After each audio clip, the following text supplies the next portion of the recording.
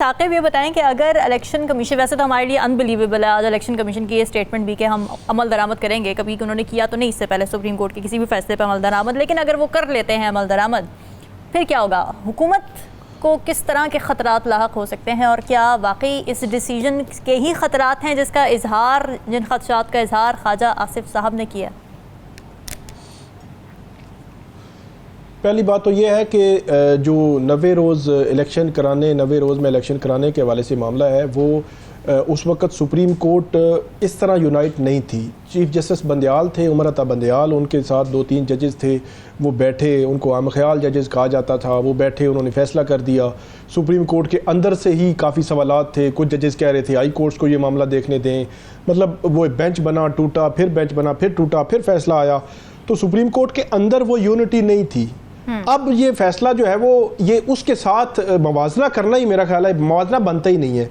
8 जजेस हैं supreme court के और उसमें मुस्तकबिल के वही जिस तरह राव साहब ने बताया कि मुस्तकबिल के 6-7 साल 8 साल के जो चीफ जस्टिस हैं वो भी मौजूद हैं। 8 जजेस हैं, मतलब फुल कोर्ट बैठी है। फुल कोर्ट का ये फैसला है। अगर कोई ये समझता है कि इस पर अमल नहीं होगा, मेरा ख्याल है उसको फिर पता नहीं सिनेरियो का सारे का, इस पर अमल तो होना ही होना है। लेकिन मैं जो गुफ्तगू करूंगा वो इलेक्शन कमीशन की जो प्रेस रिलीज है वो बड़ी ही दिलचस्प है। इलेक्शन कमीशन ने उसमें जो इनडायरेक्टली सुप्रीम कोर्ट की जो फैसला है उस पर तनकीद भी की है।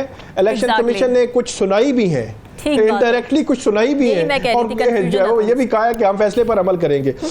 पहला हिस्सा तो ये है, 6 पॉइंट्स हैं मेरी नजर में। पहला हिस्सा तो ये उन्होंने कहा जी हम अमल करेंगे, पहली लाइन ये खत्म होती है। दूसरी लाइन से शुरू होता है ताहम, मतलब आगे शुरू होता है। वो कहते हैं जी हमारी लीगल टीम आइडेंटिफाई करेगी कि किन पॉइंट्स पर जो है वो अमल दरामद में रुकावटें हैं, तो वो हम रुकावट हुई तो फिर हम सुप्रीम कोर्ट जाएंगे, आगे टेक्निकल ग्राउंड, तो आगे जाकर फिर इलेक्शन कमीशन ने वो जो रुकावटें ऊपर कहा है कि ये रुकावटें हैं, तो आगे चलकर उन रुकावटों का जिक्र किया है, तो वो बड़ी इंटरेस्टिंग है। तीसरा पॉइंट उन्होंने जो है वो इनडायरेक्टली सुप्रीम कोर्ट को सुनाई है कि हमने कोई गलत तशरीह नहीं की। मतलब सुप्रीम कोर्ट के 13 जज कह रहे हैं कि आपने गलत तशरीह की है। 8 जजेस वो जिन्होंने फैसला दिया मेजॉरिटी का, फिर चीफ जस्टिस काजी फाइज ईसा, खुद जस्टिस जमाल खान मंदोखेल, जस्टिस याया अफरीदी, वो कह रहे हैं कि आपने 13 जनवरी का जो सुप्रीम कोर्ट का फैसला था उसकी गलत तशरीह की। आपने सिर्फ बल्ले का निशान लेना था, बाकी सारे हुकूक उनके रहने थे, लेकिन आपने बतौर पॉलिटिकल पार्टी उनके साथ जो एफिलिएशन थी जिन लोगों की जिन्होंने जो बयान हल्फी जमा भी कराए, एफिडेविट जमा करवाए, उनको भी आपने कंसिडर नहीं किया। लेकिन इलेक्शन कमीशन जो है वो कह रहा है जी हमने बिल्कुल कोई गलत नहीं किया, हमने सिर्फ जो है वो बल्ले का निशान जो है वो वापस लिया था, लिहाजा इल्जाम तराशी इंतहाई नामुनासिब है। ये अल्फाज जो है वो बड़े माना खेज अल्फाज हैं। सुप्रीम कोर्ट के फैसले पर इलेक्शन कमीशन बैठकर ये बात कर रहा है, मेरे लिए हैरान कौन है। मैं बात करूं, कोई और बात करे, कोई आम बंदा तनकीद करे, वो तो बात अलग होती है, लेकिन ये इल्जाम तराशी इंतहाई नामुनासिब है। ये कहा है इलेक्शन कमीशन ने कि हमें कहा जा रहा है कि आपने फैसले की गलत तशरीह की है। फिर वो कहते हैं चौथा पॉइंट ये है कि जो 39 पीटीआई के कैंडिडेट से उन्होंने पीटीआई की एफिलिएशन का वो जमा तो करवाया, लेकिन उसमें वो टिकट भी जमा करवाना होता है, तो डिक्लेरेशन भी, तो रिटर्निंग अफसरान ने फिर उनको पीटीआई का कंसिडर नहीं कर सकते थे, उन्होंने जस्टिफाई जो है वो किया है। लेकिन 41 जो कैंडिडेट्स हैं, ऊपर मैंने आपको बताया जो उन्होंने कहा कि लीगल जो हमारी है लीगल डिपार्टमेंट वो आइडेंटिफाई करेगा, तो यहां पर खुद इलेक्शन कमीशन कह रहा है 41 लोगों ने कोई डिक्लेरेशन नहीं दिया, कोई सर्टिफिकेट पीटीआई का नहीं दिया, उनको हम जो है वो उनको आजाद इसलिए जो है वो हमने किया है। वो मतलब एक क्लियर कट जो है वो बात कर रहे हैं। आखिरी बात जो है वो जस्टिफिकेशन दे रही है, और आखिरी बात वो कर रहे हैं जो पूरी हुकूमत वक्त कर रही है, पहले दिन से कर रही है, जब से ये फैसला आया है कि जी जो उन्होंने कहा जी इलेक्शन कमीशन के सामने सुन्नी इत्तेहाद काउंसिल थी, पेशावर हाई कोर्ट के सामने सुन्नी इत्तेहाद काउंसिल और इलेक्शन कमीशन थे, और सुप्रीम कोर्ट के सामने भी सुन्नी इत्तेहाद और इलेक्शन कमीशन थे, या बाकी जो इनको नशिस्तें मिली थी वो थे, पीटीआई तो थी ही नहीं।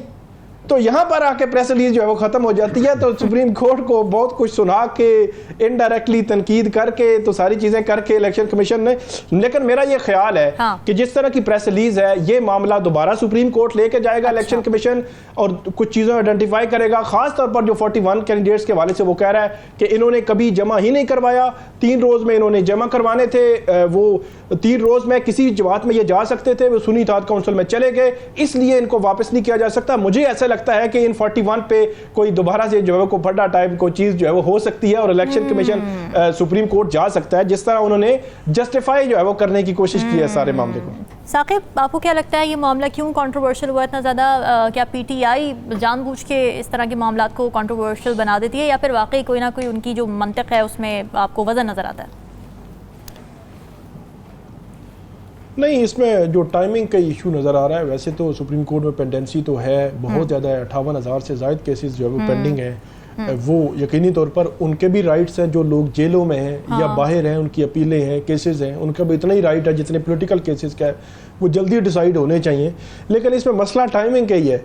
12 जुलाई को फैसला आता है मखसूस नशिस्तों के केस में, और 12 जुलाई को ही जुडिशल कमीशन के इजलास के लिए नोटिस निकलता है कि 19 को इजलास होगा आज का।